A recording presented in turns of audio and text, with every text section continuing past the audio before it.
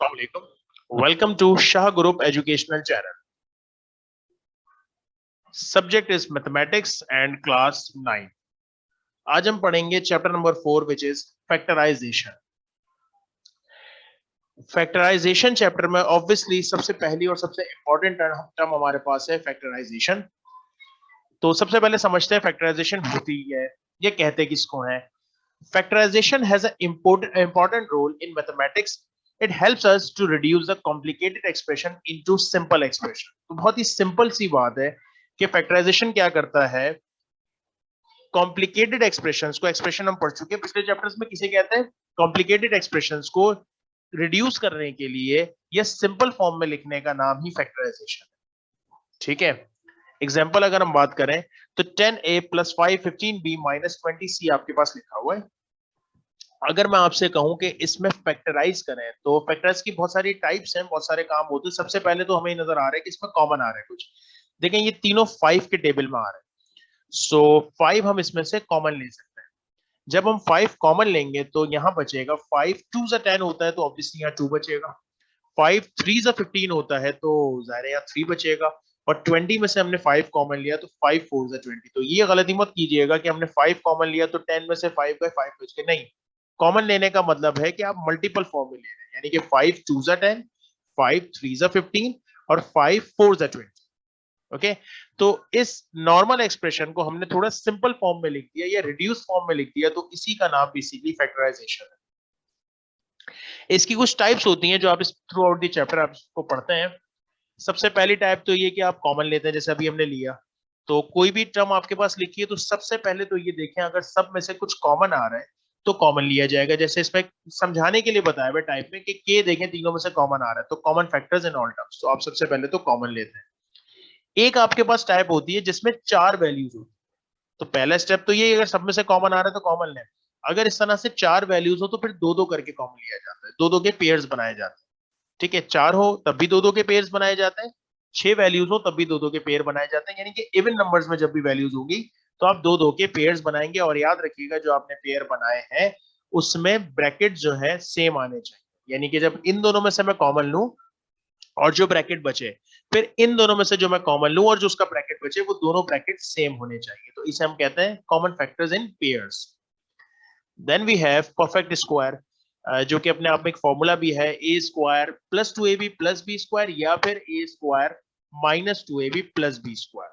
तो सवाल लिखे होते हैं, उसको जब इस फॉर्म में हम लाने की कोशिश करते हैं तो उसे परफेक्ट स्क्वायर कहा जाता है. कुछ सवालों में हमारे पास माइनस आता है दो वैल्यूज के बीच में, दो स्क्वायर्स के बीच में. अगर दो स्क्वायर्स के बीच में प्लस आ रहा है तो फिर हम ये वाला फॉर्मूला बनाने की कोशिश करते हैं. लेकिन अगर माइनस आ रहा है तो वो डिफरेंस होता है, यानी कि सब्ट्रैक्शन होता है. तो वहां पर फॉर्मूला बनता है a² - b², जो बराबर किसके होता है, याद होगा आपको, a + b और a - b.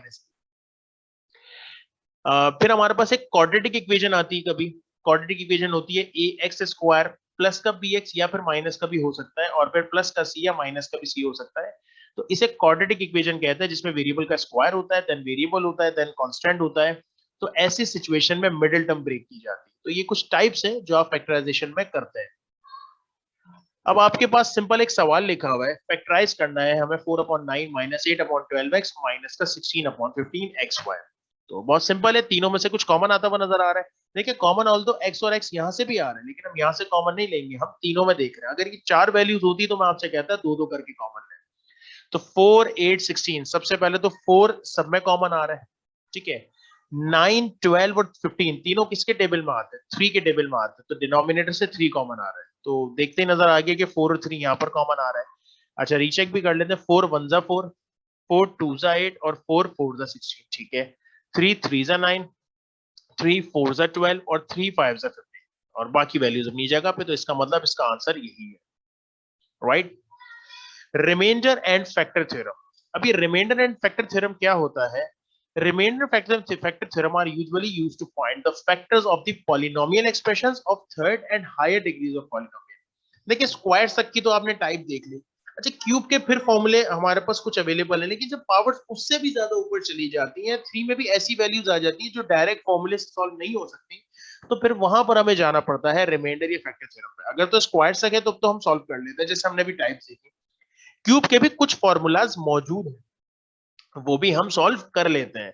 लेकिन बहुत सारी बार ऐसा होता है, कई बार ऐसा होता है कि क्यूब के फॉर्मूले में वो चीज अप्लाई नहीं हो रही होती, फिट नहीं बैठ रही होती, या फिर कभी कभार पावर 3 से भी ऊपर चली जाती है, तो वहां पर हमें रिमाइंडर थ्योरम लगाना पड़ता है। इसको रिमाइंडर थ्योरम भी कहते हैं और इसको फैक्टर थ्योरम भी कहते हैं। ठीक है, तो एग्जांपल देते हैं, जैसे लिखा हुआ है determine whether this is a factor of this. बताएं क्या ये x+3 इसका फैक्टर है, यानी कि इसको फैक्टराइजेशन करने के बाद, इसको फैक्टर बनाने के बाद उसमें से कोई एक फैक्टर ये निकलेगा क्या?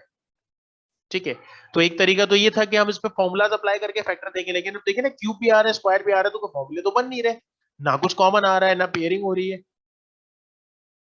तो ऐसी सिचुएशन में हम रिमाइंडर थ्योरम या फैक्टर थ्योरम की तरफ जाते हैं। किस तरह से? यहां से x की वैल्यू निकालते हैं और इसमें पुट कर देते हैं। ठीक है, कैसे? x+3 है ना, तो जब भी फैक्टर की बात करेंगे तो इसको भी जीरो के बराबर रखेंगे, इसको भी जीरो के बराबर, तो x+3 इक्वल्स टू जीरो। तो अगर मैं आपसे कहूं x की वैल्यू निकाली, यानी कि x+3 इक्वल्स टू जीरो है, तो x की वैल्यू क्या होगी? +3 है, वहां जाके क्या हो जाएगा? -3। अब ये जो x की वैल्यू आई है, इसको हम पुट कर देंगे इसमें। ठीक है, तो x³ -x² -8x+12, x की जगह पे हम वैल्यू पुट करते हैं, जहां जहां x है वहां वहां -3 पुट करते हैं। तो -3 का क्यूब, -3 का स्क्वायर, 8 की जगह, x की जगह -3 और बाकी वैल्यू अपनी जगह पे। बेटा क्यूब की वजह से आपको मालूम है माइनस साइन खत्म नहीं होता, तो 3 का क्यूब कितना हो जाएगा? 3 3 9, 9 3 27। अच्छा, स्क्वायर से आपको याद होगा माइनस खत्म हो जाता है, इवन पावर स्क्वायर जो है माइनस को खत्म कर देती है। तो 3 का स्क्वायर हमारे पास हो जाएगा 9, माइनस माइनस, ये देखिए ना, बाहर वाला माइनस अपनी जगह पे, इसका स्क्वायर 9 लिखा है मैंने, माइनस माइनस प्लस, 8 3 24 और प्लस का 12। इसको कैलकुलेट कर लेते हैं। -27 -9 +24 और +12 को जब आपस में कैलकुलेट करेंगे तो आंसर आएगा हमारे पास 0। जब 0 आ गया तो इसका मतलब ये इसका फैक्टर है। अगर ये 0 नहीं आता, कोई वैल्यू होती, तो इसका मतलब वो रिमाइंडर बच रहा है। तो कभी कभार ये भी पूछ सकते हैं कि बताएं रिमाइंडर कितना है, तो जो आंसर यहाँ पर आ रहा होगा वो आपका रिमाइंडर होगा। लेकिन अगर 0 आ गया तो इसका मतलब ये इसका फैक्टर है। ठीक है बच्चों, एमसीक्यू पे आते हैं। एमसीक्यू हमारे पास लिखा है, find the value of k if the polynomial x³ plus kx² plus 2x minus 4 leaves a remainder -2 when divided by -2। अच्छा, इस बार आपको पहले से वैल्यू बता दी, पिछली स्लाइड में आपको वैल्यू निकालनी पड़ी थी। ठीक है ना, वैल्यू मालूम करनी पड़ी थी कि x की क्या वैल्यू है जो इसमें पुट करेंगे। फिलहाल आपको पहले से बता दिया -2 है, तो -2 इसमें पुट करते हैं, और रिमाइंडर भी पहले से बता दिया आपने, k की वैल्यू मालूम करनी है। तो चलें ट्राई करते हैं। क्या करेंगे? सबसे पहले जहां जहां x है वहां -2 पुट करेंगे, तो बेटा ये हो जाएगा -2 पे क्यूब। ठीक है, फिर हमारे पास क्या हो जाएगा? k अपनी जगह पे, x की जगह यहां भी क्या रख देंगे? -2 पे स्क्वायर। फिर 3 अपनी जगह पे, x की जगह क्या रख देंगे? -2 और फिर -4 और इज इक्वल्स टू रिमाइंडर। पहले से क्या बता दिया आपको? रिमाइंडर आपको पहले से बता दिया -2।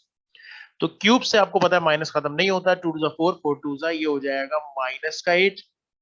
अच्छा, स्क्वायर से माइनस खत्म हो जाता है, तो 2 का स्क्वायर हमारे पास हो जाएगा 4, और ये के अपनी जगह पे, प्लस माइनस -3 2 6, -4 अपनी जगह पे, इज इक्वल्स टू माइनस का 2। राइट, -8 -6 -4 मिलके बच्चों हो जाएगा माइनस का 18। ठीक है, +4 के अपनी जगह पे, इज इक्वल्स टू -2 अपनी जगह पे। अभी -18 है, वहां जाके क्या कर देंगे? इसको हम सामने जाएगा तो जाहिर सी बात है प्लस का हो जाएगा, तो -18 वहां जाके हो गया प्लस का। बच्चों 18 में से 2 गए तो कितने बचेंगे?